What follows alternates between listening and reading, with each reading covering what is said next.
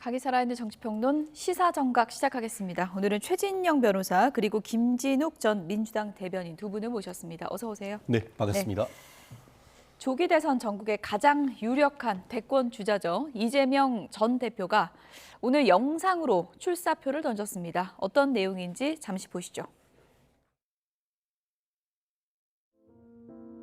먹고 사는 문제가 가장 중요하다. 이거는 사실은 매우 기능적이고 물질적인 거예요. 고통스럽게 살지 않게 해줘야 한다. 잘사니즘이라고 하면 좀 더 가치지향적이고 좀 정신적이고 고통 없는 삶을 넘어서 더 행복한 삶을 살 수 있는 세상을 만들자. 그게 빨간색이냐 파란색이냐 아니면 어떤 방법이 정책이 누구의 생각에서 시작된 것이냐 큰 특별한 의미가 없죠. 어떤 게 더 유용하고 어떤 게 더 필요하냐 이게 최고의 기준이 돼야 된다. 네, 출사표 던진 이재명 전 대표 영상을 잠시 보여드렸습니다. 전체적인 내용을 보니까 키워드를 뽑자면 먹사니즘, 잘사니즘 하면서 실용주의를 강조하는 그런 내용인 것 같은데 맞습니까? 네, 그렇습니다. 예. 오늘 이재명 그 전 대표가 출마 선언을 영상을 통해서 했는데 예. 저는 대체적인 느낌이 굉장히 따뜻하고 편안했다. 그리고 안정적인 분위기 속에서 본인이 갖고 있는 생각을 진솔하게 잘 전달한 것이 아닌가라는 일단 평가를 해보고요.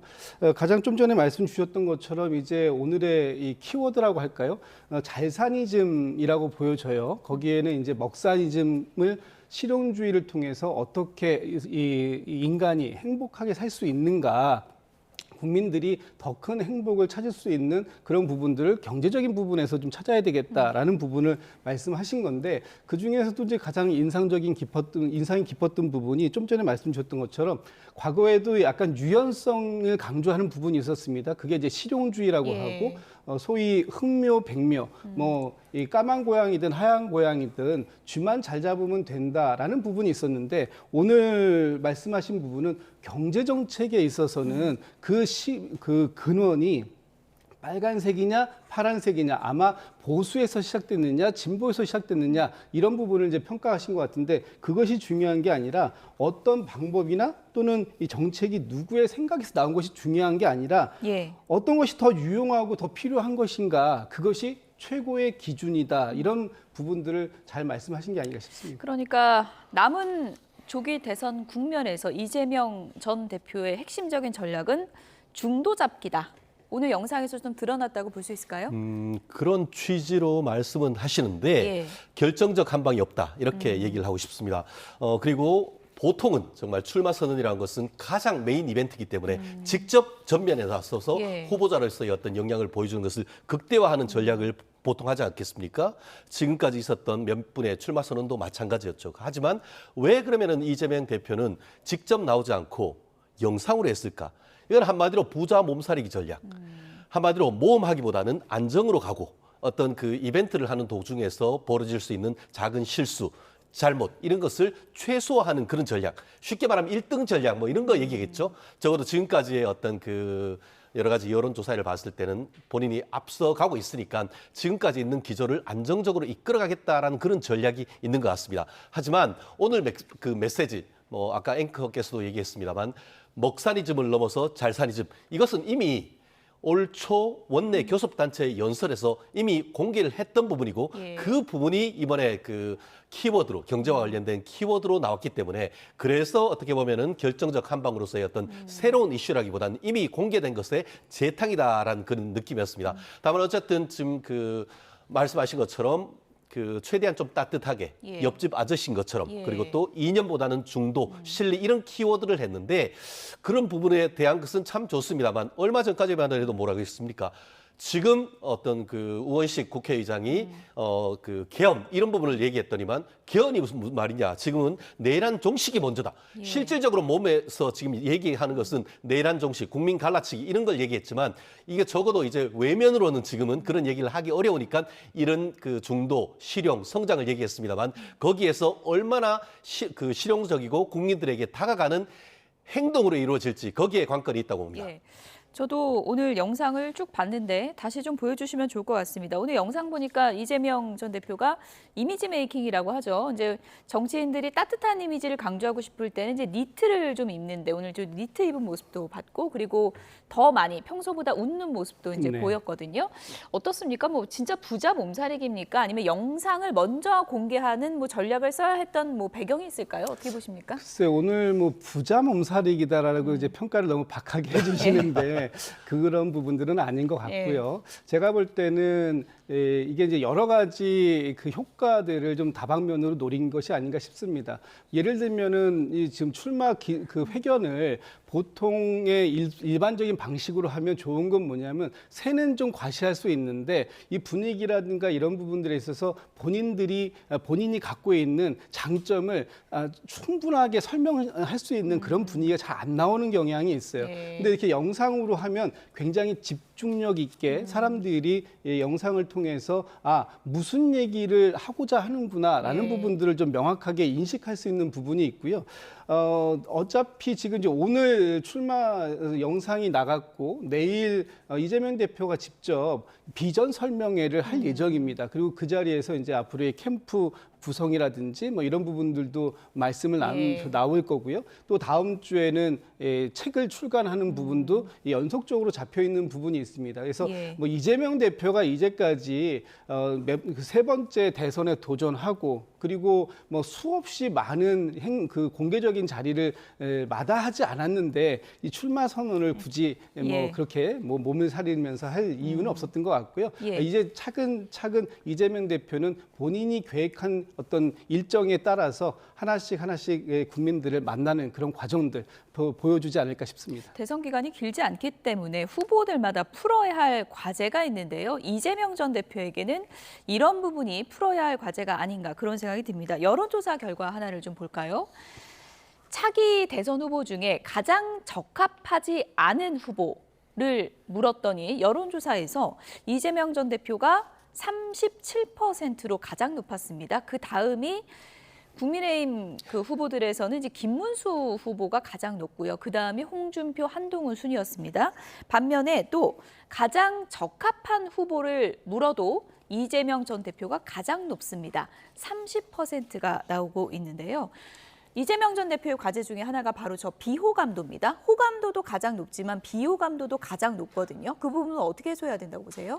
그만큼 이재명 그 전 대표에 대해서는 호불호가 좀 이제 명확해졌다. 그만큼 많은 분들이 이재명 대표를 알고 있다 이런 것으로 이해할 수 있을 것 같습니다. 어차피 세 번의 대선에 이제 출마하는 이재명 대표 입장 그리고 저 비호감도 중에 또 상당 부분은 이 이재명 대표에 대해서 윤석열 정부가 검찰을 동원해 가지고 상당히 악의적인 프레임을 만들어 놓은 그런 또 비도덕적이라는 프레임을 만들어 놓은 부분도 굉장히 많이 있고 또 한편으로 보면 그런 부분들이 이재명 대표의 또 다른 서사가 되었던 그런 부분들도 있기 때문에 아마 이 부분에 대한 평가를 어떻게 하실지는 이제 국민들께서 해주실 부분이다라고 보여지고 이재명 대표가 가장 잘한다라고 이제 국민들께 생각하시는 부분이 이재명은 합니다.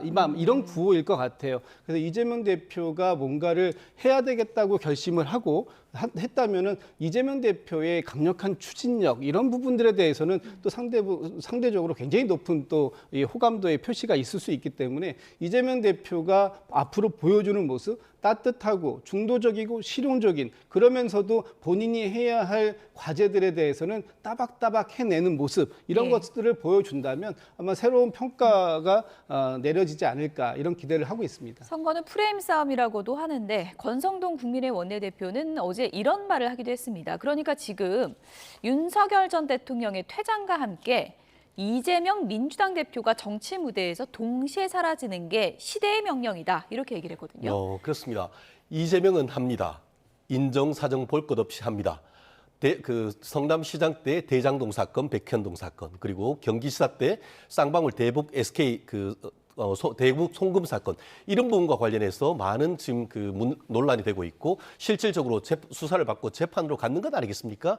그러다 보니까 아마 그런 부분 이재명은 합니다라고 얘기했을 때는 그런 어떤 이재명 대표에 대한 비호감 또 어떤 그 모험을 지나치게 감수하는 그런 행정 이런 부분에 대한 그 네거티브한 부분이 있었다라고 생각하고 아마 그런 부분이 지난 대선의 패배의 원인으로 보이는 것 같습니다. 그러다 보니까 이번 같은 경우에는 지금은 이재명 이런 식으로 해서 조금 더 이제 온건하고 조금 더 국민들에게 다가가는 그런 모습의 어떤 프레지던셜 아이덴티티 PI를 만들려고 하는 건 맞는데 적어도 그럼에도 불구하고 지난 대선 과정에서도 윤석열 대통령과 이재명 대표가 붙었고 그 가운데 이번에 윤석열 대통령은 안타깝지만 그 며칠 전에 그 파면당했습니다. 결국 둘이가 이렇게 경쟁하는 과정 속에서 이재명 대표의 어떤 그 국민의 어떤 대표로서의 자격이 있는가에 대해서 많은 국민들이 지금 그 의문을 제기하는 것이고 아까도 보듯이 긍정적인 것보다 오히려 부정적인 측면이 훨씬 더 부각되는 이런 상황 속이라고 한다고 하면은 결국 이번 대선을 통해서 국민의힘이 할 수 있는 전략은 우리 후보가 잘한다라는 그런 포지티브 전략뿐만 아니고 이재명 대표의 지금까지 있었던 네거티브 부분에 대해서도 있는 그대로 알리는 그런 전략을 예고한 것이 아닌가 생각합니다. 네, 어쨌든 민주당의 이제 경선 구도를 보면 지금 뭐 출마 선언한 후보도 있긴 하지만 김부겸 전 총리는 이제 불출마 선언했고 김경수 전 지사는 어떻게 되는 겁니까 지금? 어떤 얘기가 들립니까? 아직까지 최종적인 입장 표명은 없습니다만 예. 아무래도 지금 하실 것 같긴 합니다. 출마를. 네, 윤건영 의원이나 고민정 의원이 뭐 캠프 합류했다 이런 얘기도 나오고 있더라고요. 근데 뭐 아직 예. 그 출마 선언을 하기 전이기 때문에 정확하게 어떤 분들이 김경수 전 지사를 돕겠다라고 나섰는지는 뭐 아직까지 확인되는 부분은 좀 없고요. 예. 아마 그 늦어도 이번 주말 안에는 김경수 전 지사도 본인의 입장 거취를 좀 명확하게 할 필요가 있을 것 같습니다. 오늘 당에서는 지금 이제 이번 이 경선 관리나 이런 부분들을 어떻게 진행할 것인지 오늘 국민의힘에서는 오전에 로드맵이 좀 나왔는데 예. 아마 오늘 내일 중으로 민주당도 그런 그 경선에 관련된 로드맵이 나올 예. 겁니다. 그런 일정표가 나온다면 김경수 전 지사도 이제 출마 선언을 구체적으로 언제쯤 예정할 건지를 좀 확인할 수 있을 것 고심이 같은데 길어지는 이유가 뭘까요? 아무래도 지금 상황에서 이재명 그 전 대표가 굉장히 강력한 경쟁력을 예. 가지고 있다라는 부분이 있고 사실 이번에 윤석열 전 대통령이 파면이 되었습니다만 그 과정에서 뭔가 다른 그 조기 대선을 준비할 수 있는 시간적 여유가 상대적으로 상당히 부족했기 때문에 지금 민주당의 잠룡들이라고 하는 분들은 그런 준비를 할 수 있었던 동력이 좀 많이 좀 부족했던 게 아닌가 이런 부분들이 하나의 어떤 그 고심의 포인트가 예. 되고 있는 게 아닌가 싶습니다. 워낙에 일강 구도가 굳어지다 보니까 다른 후보들의 고심도 좀 길어지고 있다 이런 분석도 있는데요. 친명 좌장으로도 불리죠. 정성호 의원이 오늘 아침 이재명 전 대표가 만약에 대통령이 된다면 용산은 들어가지 않는다 이렇게 얘기를 했습니다. 들어보시죠.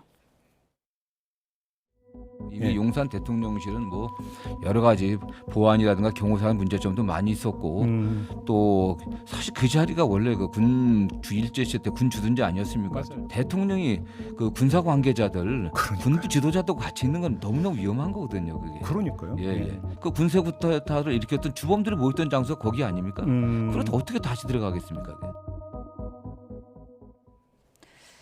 일단 이재명 전 대표가 되면 용산은 안 간다 이 얘긴데요. 그럼 어디를 가나요? 일단 현실 지금 저 말씀은 예. 이제 당위적인 말씀이신 것 같습니다. 지금 현재 그 이제 6월 4일 날, 6월 3일 날 이제 선거가 끝나고 6월 4일 날 바로 아마도 뭐 국회에서 지난번처럼 2017년처럼 약식으로 취임 선서를 하시고 난 다음에 예. 바로 곧바로 이제 업무를 시작해야 되는 거 아닙니까? 이번엔 인수위도 없는 그런 예. 상황이기 때문에 지금 당장 새로운 공간을 뭐 그 알아보거나 또는 준비할 수 있는 시간적 여유가 없어요. 그러니까 예. 현실상으로는 당장은 용산으로 들어갈 수밖에 없습니다. 그러나 용산에서 계속적으로 앞으로 임기를 다 할 것이냐 하는 부분에 있어서는 고민이 분명히 있어야 된다라는 지금 말씀을 주시고 계시는 거고 예. 절대 안 간다, 하루도 안 간다 이 얘기는 그 얘기는 아니라는 아니죠. 말씀이시죠. 현실적으로 지금 당장 그 대통령께서 취임하시고 근무를 하셔야 되는 예. 그런 공간은 필요하고요. 뭐 인수위가 있다고 한다면 인수위 기간 동안에 다른 제2, 제3의 공간을 알아볼 수도 있겠지만 만한 그럴 만한 시간적 여유가 없다 하는 부분들이 있기 때문에 지금 이제 저 말씀은 앞으로 용산에서 계속적으로 이 차기 임기를 지속하겠다. 그런 의지는 아니다. 아마 두 가지 방법이 있을 것 같습니다. 일단은 이제 기존에 지금 개방되어 있는 청와대 공간으로 다시 한번 그 돌아가는 걸 검토해 볼 수도 예. 있고요. 또 하나는 중장기적인 부분인데 지금 세종의 국회의사당이 지금 건립되고 있는 거 아닙니까? 예. 그 과정 속에서 이 청와대 부지가 있기 때문에 거기에다가 새로운 이 대통령의 집무 공간을 준비하는 것 이런 것까지 다 같이 염두에 두고 예. 좀 검토해 볼 필요가 그거는 있다. 이제 이런 장기적으로 말씀입니다. 봐야 된다. 네, 이런 그렇습니다. 얘기시고 네, 네. 홍준표 시장도 내가 돼도 용산 안 간다 뭐 이런 얘기도 하지 않았습니까? 근데 아시다시피 지난번 노무현 전 대통령 때 행복도시를 사실상 수도를 이전하려고 했었는데 예. 헌법재판소에서 관습법상 수도는 대한민국의 수도는 서울이다라고 했습니다. 실질적으로 수도는 뭡니까? 대한민국의 국가 원수가 있는 곳이 될 수밖에 없는데 이런 헌법재판소의 결정이 있음에도 불구하고 과연 이재명 대표가 전 대표가 대통령이 만약에 된다고 했을 때에 세종시로 갈 수 있느냐? 저는 그 사실상 불가능하다라고 보고요. 그런 점에서 저는 그 정성호 지금 의원님의 하신 말씀이 지나치게 정치적인 말씀이다. 지금 당에서 말씀하시는 것처럼 지금 당장 하면 어디 가겠습니까? 결국은 그 정권을 잡는다 하더라도 용산으로 갈 수밖에 없습니다.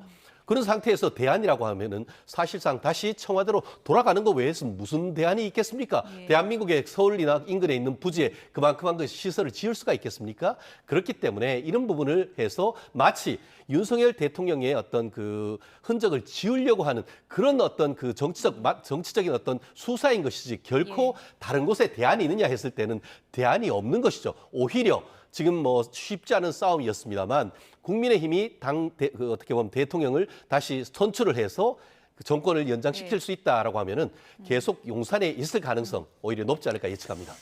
이제 어디로 가냐도 중요하지만 누가 되냐라는 선거를 일단 잘 치러야 되는데요. 지금 국민의힘은 대선 후보 확정하기 위한 경선의 룰을 확정했습니다. 그래픽부터 좀 보여주시면 좋을 것 같은데요. 경선 룰, 말도 많고 탈도 많았는데 결국 이렇게 확정이 됐습니다. 네, 지금 굉장히 많은 후보가 나왔잖아요. 일단 4명을 추립니다. 4명을 22일에 추리고 또 2차 경선을 해서 2명으로 추립니다. 2명으로 추린 다음에 5월 3일에 대선 후보, 최종 후보가 선출이 되는 것입니다. 그런데 그 룰도 관심이었죠. 1차 경선, 지금 후보들이 뭐 거의 20명 가까이 되나요? 굉장히 많은 상황인데 민심 100%를 하겠다는 거예요. 이거는 굉장히 의외의 룰인데요. 어떻게 보십니까? 결국 그만큼 국민의힘에서 멀어진 국민의 관심을 모으기 위한 고육지책이다. 그리고 다른 한편에서는 그 신의 한 수다. 저는 그렇게 평가를 합니다. 사실 그 예전처럼 뭐 7대 3이네, 8대 2네 이렇게 할 경우에는 다 어떻게 보면 국민의힘 그 20명의 어떤 그 요구를 받아들이기 어려운 그런 부분이 있지 않습니까? 그런데 이걸 100% 오픈 프라이머리를 한다고 하면 뭔가 국민의힘은 달라지려고 하네, 시스템을 뭔가 바꾸려고 하네, 그리고 옛날에 이른바 배신자 프레임으로 갖춰서 있던 일부 후보들 이런 부분도 감싸려고 하네라고 하는, 그래서 그런 사람들한테 기회를 주려고 하네라는 메시지를 확실히 던질 수 있지 않습니까? 그렇기 때문에 당 내에 있는 모든 그 잠룡들에게 기회를 제공한다라는 측면에서는 당을 단합하는 효과, 나아가 외부적으로는 모든 국민들이 나도 전화를 받을 수 있네라고 해서 국민의힘 경선에 관심을 끌 수 있는 나름대로의 이벤트로서의 어떤 가장 핵심이라 생각하고요. 다만 1차를 끝나고 난 다음에는 그 다음에는 4명이 추러지는데 그 4명 제가 봤을 땐 그 2차에서 사실상 판가름이 나지 않을까 저는 그렇게 봅니다. 네. 그러니까 약간 서바이벌 게임처럼 점점 이제 줄어가는 건데 이게 4명 안에 드는 것도 쉽지는 않을 것 같거든요. 이렇게 되면 100% 국민 경선을 주장했던 유승민 전 의원도 지금 4명 안에 들어갈 가능성이 더 높아진 거잖아요. 그렇습니다. 예. 그 1차에서 여론 민심 100%를 한다라는 것이 저는 이번 국민의힘의 경선에서 가장 의외성을 크게 작동시킬 수 있는 요소다 이렇게 평가를 해볼 수 있을 일단 것 문을 같습니다. 활짝 열었다. 일단 열었는데 제가 볼 볼 때는 국민의힘이 이번 대선에서 예. 두 개의 강을 건너야 됩니다. 첫 번째는 탄핵의 강을 건너야 되고 두 번째는 윤심의 강을 건너야 되는데 이렇게 민심 100%로 문을 확 열다 보면 예. 탄핵의 강을 가장 먼저 건너갈 수 있는 사람들은 지난 12.3 비상계엄 당시에 나름의 계엄을 막고자 했거나 또는 윤석열 대통령의 탄핵을 찬성했던 사람들이 훨씬 쉽게 건너갈 가능성이 있는 것입니다. 1차에서 유리하다. 1차에서 예. 굉장히 유리하죠. 그래서 예. 지금 국민의힘에서 그 한 20분 정도, 15명에서 20분 정도의 이름이 거명이 되고 있는데 이분들 중에 눈에 띄게 지금 기준에 맞는 분들이 이제 한동훈, 유승민, 예. 뭐 이런 정도가 예. 보이지 않습니까? 이분들이 이 처음에 4인에 선택될 가능성이 있다라고 본다면 나머지에서 이제 뭐 그 김문수, 또 저기 그 대구시장 하셨던 예, 홍준표 시장이라든가 예. 이런 분들도 이제 치고 올라올 여지는 있어요. 그러면 2차 4인 경선이 남는데 예. 여기에서는 이제 윤심의 강을 건너는 부분이 또 생깁니다. 왜냐하면은 그 당원이 50%가 여기 이제 껴 있기 때문에 예. 민심 50, 당원 50으로 간다 보면 그러면 지난 12.3 비상계엄에 대해서 지지했거나 옹호하거나 또는 윤석열 대통령의 탄핵에서 반대했던 사람들은 이 과정에서 당심 50%를 몰아줄 가능성이 있기 때문에 예. 아마도 굉장히 양극단에서 치고받는 경합이 예. 있을 것 같은데 저는 좀 전에 이제 지금 우리 최 변호사님께서는 단합의 장이 될 수 있을 거다 그러는데 제가 볼 때는 그럴 가능성도 있겠습니다만 예. 갈등이 격화되고 심화되면 분열의 씨앗이 이 예. 과정에서 자라날 수도 있다 이렇게 보입니다. 예. 어쨌든 4명에서 2명, 2명에서 최종 후보가 선출이 되는 그런 경선인데요. 이 2명을 남겨놓는 것을 두고도 후보 간에 여러 가지 얘기가 나왔었죠. 이 부분에 대해서 선관위원장이 이렇게 얘기를 했습니다. 들어보시죠. 전에는 우리가 4명에서 1명을 되게 추렸거든요. 예. 양분되는 그 위험을 좀 이렇게 이제 다소 완화할 수가 있지 않습니까? 선관위를 열어보니까 젊은 세대들은 극적인 효과를 노리는 거예요. 가수왕 뽑는 것도 그랬다면서요. 이렇게 하다가 의회에 저거 하는 것을요. 아, 그러니까 무슨 K-팝 스타, 뭐 슈스케 이런 거요. 요새는 그게 대세라는 거예요. 그래서 이제 그런 안이 됐는데. 네, 뭐 가수왕 뽑는 얘기까지 나왔는데 일각에서 이런 우려가 있었잖아요. 1대1 되면 나중에 양쪽의 원수가 된다. 뭐 이런 우려도 있었잖아요. 아마 예. 그런 부분의 우려는 예전에 이명박 전 후보와 박근혜 전 후보가 끝에 격돌을 했는 끝에 예. 이명박 후보가 후보가 되고 그 이후에 물론 그 당시에 이명박 후보 같은 경우에는 정동영 후보를 압도적으로 이긴 다음에 대통령이 된 건 사실이지만 예. 결국 그 이후에 친박 비박 갈등이 생기게 된 그 갈등의 핵심이 그때의 1대1 그 경선 아니었나 그런 것에 대한 우려인 것 같습니다. 예. 다만 그때와 지금은 조금 좀 다르다고 봅니다. 그때 같은 경우에는 정치적 상징으로서의 어떤 친이, 친박이란 아주 큰 집단이 두 개가 부딪혔지만 이번은 그렇진 않지 않습니까? 그렇기 때문에 이렇게 다자구도 속에서 어떻게 보면은 토너먼트를 해서 가면은 결국 그때의 친이, 친박 같은 그 당내의 계파가 현재 없는 상태다라고 한다고 하면은 오히려 특히 2030 내지 3040 세대들에게 미치는 컨벤션 효과 그 가운데 어떻게 보면 모객 효과, 집객 효과, 집중 효과 이런 부분이 극대화될 수가 있고 그 과정에서 정말 국민들이 바라는 것이 정말 그 윤석열 대통령에 대한 관심인 것인지 아니면은 탄핵의 강을 건너는 것인지 그런 부분도 다 판단이 되면서 다 필터링이 될 겁니다. 그렇기 때문에 그 과정에서 걸러진 최종의 한 명은 그 누구보다도 이재명 대표와의 싸움에 있어서의 정당성을 가질 수 있다라고 저는 보고요.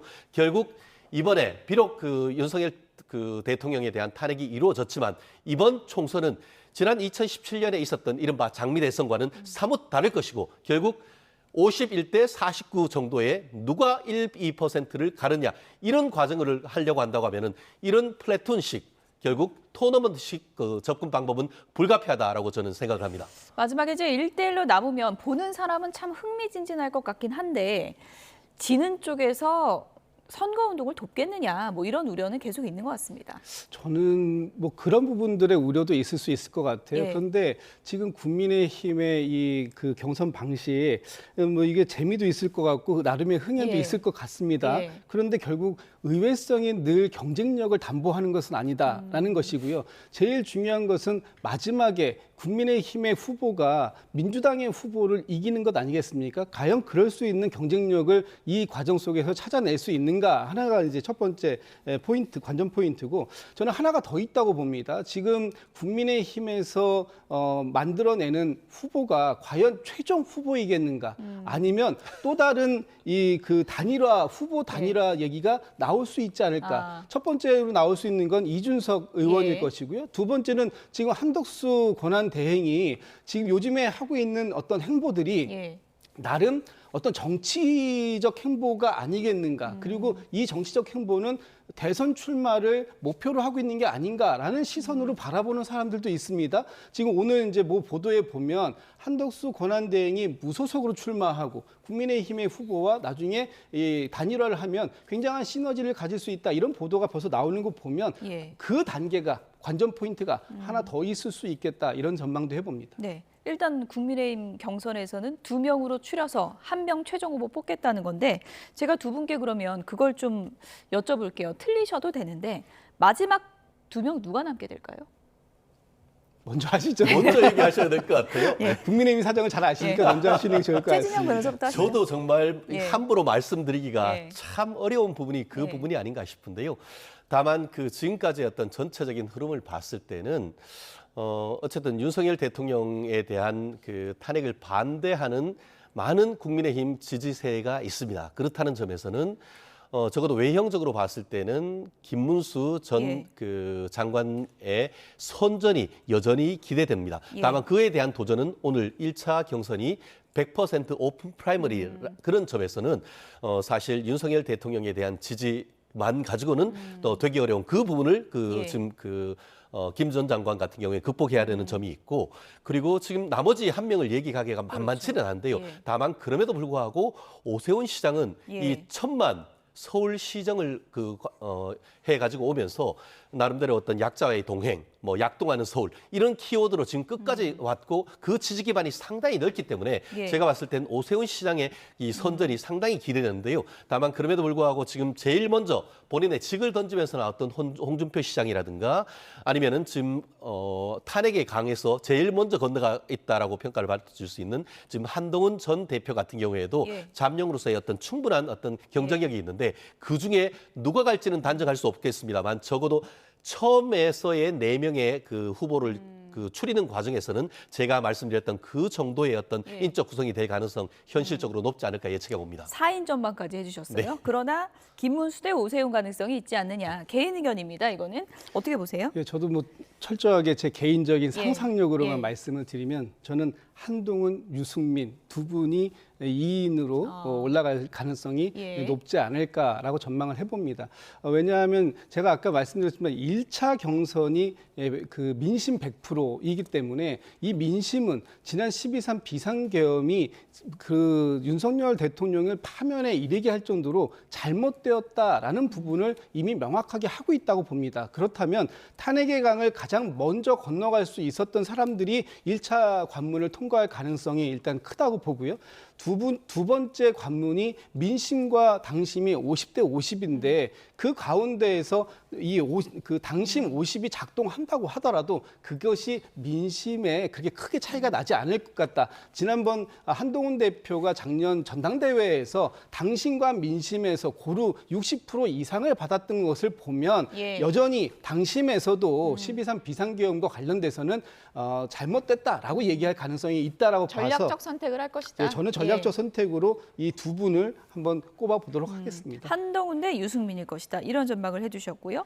한동훈 전 대표 측의 신지호 전 의원은 김문수 대 한동훈일 것이다. 또 이런 전망을 하기도 했는데 이건 뭐 다 상상력이니까 어떻게 될지 좀 봐야 될 것 같고요. 한동훈 전 대표는 오늘 오후 2시에 계엄을 막았던 장소, 국회 앞에서 출마 기자회견 한다고 합니다. 오늘 날짜도 또 이재명 전 대표가 영상을 공개한 날짜여서 이재명 대 한동훈 구도를 의식한 거 아니냐 이런 또 분석도 있습니다. 나름대로 전략적 선택이겠죠. 또 아직까지 후보군들 중에 가장 젊은 그 분이시고 하다 보니까 그리고 본인이 트레이드 마크로 낼 수 있는 것은 이재명 그 대표에 대해서 본인이 어떻게 보면 지난 총선 과정이라든가 아니면 그 이전에 이 법무부 장관으로서 이른바 이재명 저격수로서의 역할을 했던 그런 점을 최대한 부각시키는 과정 속에서 이재명 그 전 대표와의 어떤 1대1 맞대결을 하기 위해서 같은 날 오전 오후에 이런 그 출마 선언을 하는 것은 그런 구도를 극대화시키기 위한 전략적 선택이 아닌가 하는 그런 것은 충분히 해석 가능하고요.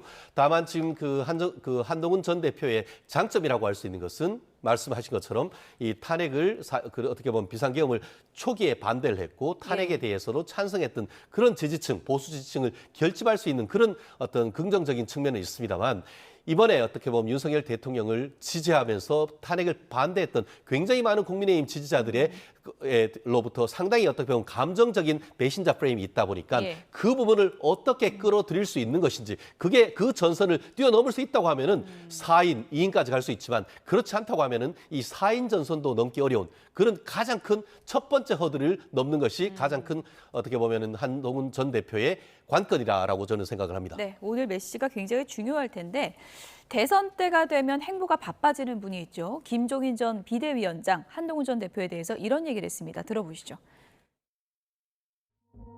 개인적으로 보기에 지금 이 국민의힘에서 대통령 후보로 명분을 내세울 수 있는 유일한 사람이 한동훈이라고 한다고 생각을 해요. 국회의원들이 배신자라고 이렇게 낙인을 찍는 건데 나는 한동훈이 저희 대표가 계엄 반대하고 탄핵에 찬성한 거는 그건 윤석열 대통령의 책임이라고. 나는 윤석열 대통령한테 한동훈이가 배신했다고는 생각하지 않아요.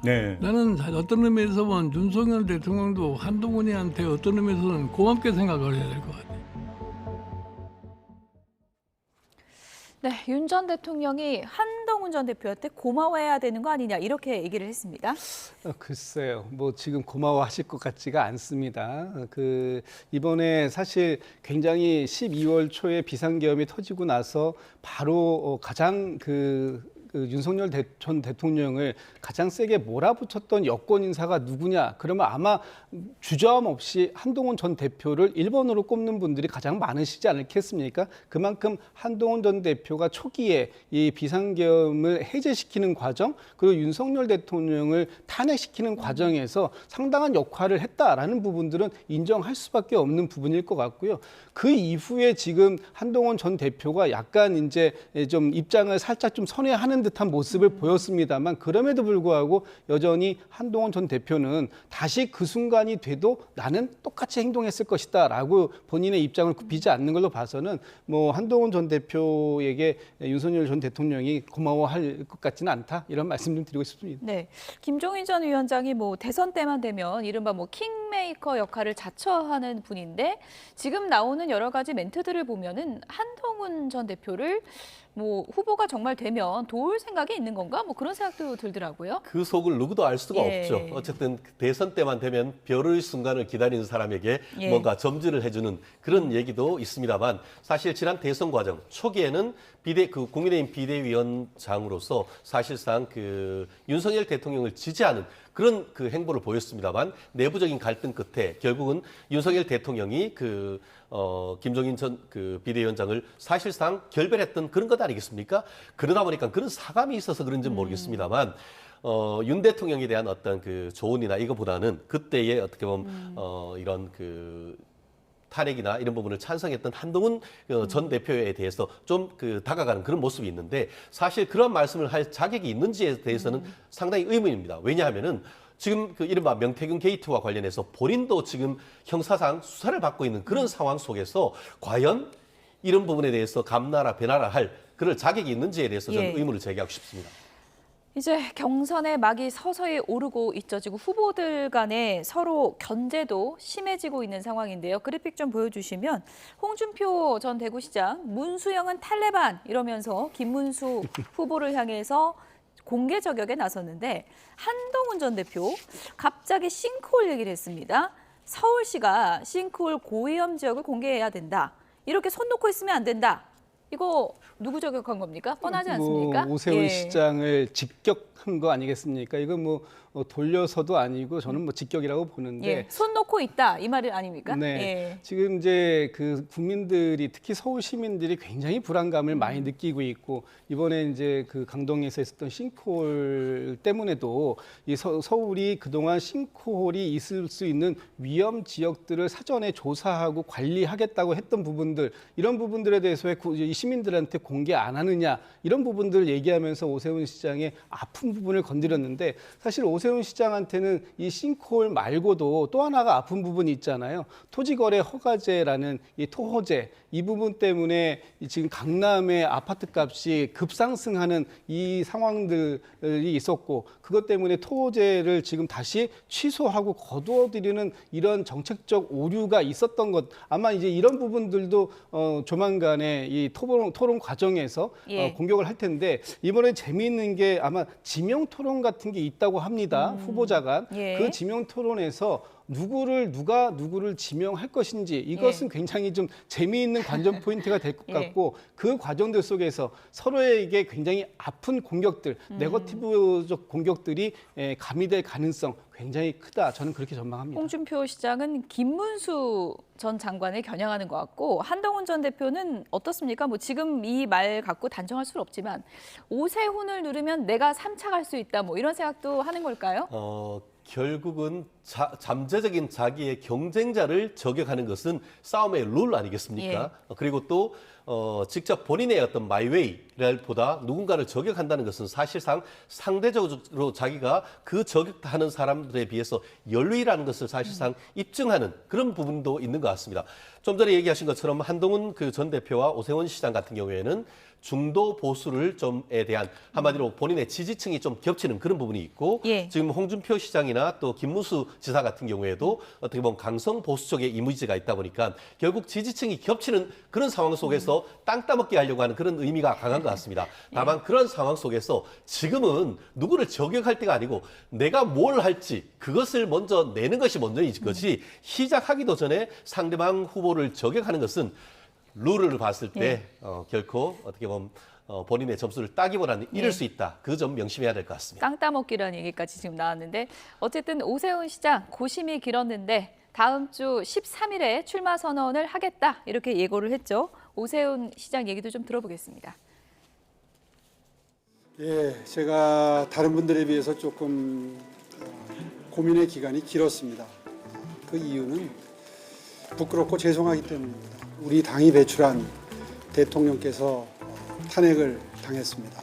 국민 여러분들께 한없이 송구스럽고 죄송하다는 생각이기 때문에 촉박한 대선 일정이지만 빠른 결정을 하는 게 저로서는 쉽지는 않았습니다. 약자와의 동행이 정말 중요한 가치라고 생각합니다. 대선에 임하는 마음가짐도 약자와의 동행입니다. 네, 이번에 뭐 대선에 도전하는 후보들이 경제 관련 얘기를 많이 하는데 이재명 전 대표는 앞서 뭐 실용주의를 좀 강조했고 오세훈 시장은 약자와의 동행을 내걸 것 같습니다. 그렇습니다. 사실 예전 같은 경우에 그 서울시장 재보궐선거하고 그 다음에 또 연속으로 지금 세 번째 하고 있는데 지난번 그 재보궐선거로 했을 때 출마 선언은 어디서 있냐면은 저쪽 강북 쪽에 정말 그동안 많이 그 소외됐다라고 할 수 있는 지역의 한 공원 앞에서 그와 같은 일을 했습니다. 결국 그와 같은 그 약자와의 동행이란 키워드로 서울에 소외되고 힘든 분들, 이런 분들에 대해 포커스를 뒀고 그래서 어떻게 보면 그 지난 같은 경우에는 전 서울 25개 구 전역에서 압도적인 어떻게 보면 우세승을 했었지 않습니까? 그렇기 때문에 그와 같은 약자와의 동행이란 키워드를 대선까지도 가지고 가려고 하는 그런 전략이 있는 것 같습니다. 경우에는 약자와의 동행은 앞자를 따면 약동하는 대한민국으로까지 이어갈 수 있는 그런 확장성 있는 키워드이기 때문인 것 같은데요. 약동안에는 최진영 변호사가 만드신 거예요? 제가 그 예전에도 같이 하면서 그런 얘기를 좀 했던 적도 있습니다. 그만큼 나름대로 준비된 그 시장, 준비된 대통령 얘기를 하고 있는 것 같은데요. 말씀드린 것처럼 서울의 시장으로서 1,000만 내지 1,500만 이상의 어떤 시민들과 어떤 호흡하고 소통해 왔던 그런 장점이 있기 때문에 짧은 시간 내에 어떻게 보면 이 경선 과정에서도 본인의 어떤 존재감을 나타낼 수 있다. 결국 서울시정을 아직 쉽게 넘겨줄 수는 없는 건 아니겠습니까? 그러다 보니까 단단하게 어떻게 보면 서울시정을 맡겨놓고 출마를 하는 선을 하다 보니까 그 기간도 준비 기간도 예. 다른 후보들보다는 조금 길어지는 그런 부분은 있는 것 같습니다. 또 하나 지금 거론되는 카드가 김진욱 전 대변인이 조금 전에 언급해 주신 이제 한덕수 추대론인데 트럼프 대통령이 한덕수 대행에게 직접 물었다. 대선 나갈 거냐 이런 보도가 오늘 나왔어요. 근데 한덕수 대행이 안 나간다 이렇게 답변은 안 한 것 같더라고요. 보도 내용이 사실이라면 어떻게 보십니까? 그렇습니다. 저도 그 보도를 보고 한덕수 권한대행께서 지금 다른 생각을 갖고 계시고 있는 건 아닐까라는 생각을 해봤습니다. 예. 일국의 대통령, 특히 미국의 대통령께서 상대 그 국가의 최고 지금 책임을 맡고 있는 분에게 당신 이번에 대통령 선거에 나가십니까? 라고 얘기하는 것이 단순한 덕담 차원은 아닐 것이다. 그렇다면 뭔가 지금 죄송합니다. 한덕수 권한대행의 이런 최근의 행보들이 정치적으로 읽힐 만한 것이고 그런 가능성이 있다라고 봤기 때문에 예. 당신께서는 대통령 선거에 나가시냐 이렇게 물어본 거 아니겠어요? 그리고 답변도 예. 또 한 가지 제가 지금 여러 제안들을 많이 받고 있는데 고민 중에 있습니다. 어떤 예. 결정도 내리지 않았습니다. 라고 예. 얘기하는 건 내릴 가능성이 있습니다. 라고 얘기하는 것과 다르지 않다. 예. 그리고 그 이후에 바로 SNS에다 글을 쓰셨는데 지금의 이런 그 엄중한 상황들을 계속해서 잘 해내겠다, 열심히 하겠다 이런 그 메시지를 내셨어요. 그런데 앞으로 한덕수 권한대행에게 남은 임기는 권한대행으로서의 임기는 이제 54일 남은 거 아닙니까? 그럼 54일이 긴 시간은 아닌데 길게 이걸 잘 관리하겠다라고 얘기하는 거 보면 본인이 대선을 통해서 다시 대통령의 자리에 와서도 지금의 이 어려운 국정 상황을 예. 관리해 나가겠다라고 하는 의지를 돌려서 표현한 건 아닐까 이런 생각도 할 수 있는 상황입니다. 지금. 물론 뭐 보도 내용인지 한덕수 대행이 직접 확인한 게 아니고 어떻게 답변했는지는 확인되지 않은 건데 만약 그 보도가 사실이라면 그 고민 중이라는 답변 안에 어떤 의미가 있는 걸까요? 저는 이렇게 생각합니다. 예. 그것은 트럼프 대통령에 대한 압박용, 협상용 멘트다라고 첫 번째 생각을 했습니다. 예. 아시다시피 지금 그 대통령 권한 대행, 액팅 프레지던트 있지 않습니까? 예전에 2016년, 17년 같은 경우에도 그 당시에 황교안 대통령 권한 대행인 경우에는 트럼프 대통령 그때 첫 했을 때 4번이나 통화를 했습니다. 그런데 최상목 그 부총리 같은 경우에는 전화 한 번 못 했지 않습니까? 결국 한덕수 총리 같은 경우에도 내가 단순한 권한 대행을 넘어서 대통령이 될 수도 있다라는 것은 트럼프 대통령도 협상의 파트너로 인정해 달라라는 그런 대한민국의 국익을 위한 멘트인 것이지 결코 그것이 어떤 대통령에 대한 어떤 욕심이 있다라고 보기에는 좀 어려운 점이 있는데요. 예. 다만 정말 어떤 플랜 B로서 그런 생각이 있다라고 한다고 하면은 빨리 나서는 것도 한 가지 방법이라고 생각합니다. 네, 어쨌든 황우여 선관위원장은 꽃가마는 없다 이렇게 오늘 입장을 밝혔다는 점을 전해드리면서 마무리를 하겠습니다. 최진영 변호사, 김진욱 전 민주당 대변인 두 분이었습니다. 고맙습니다.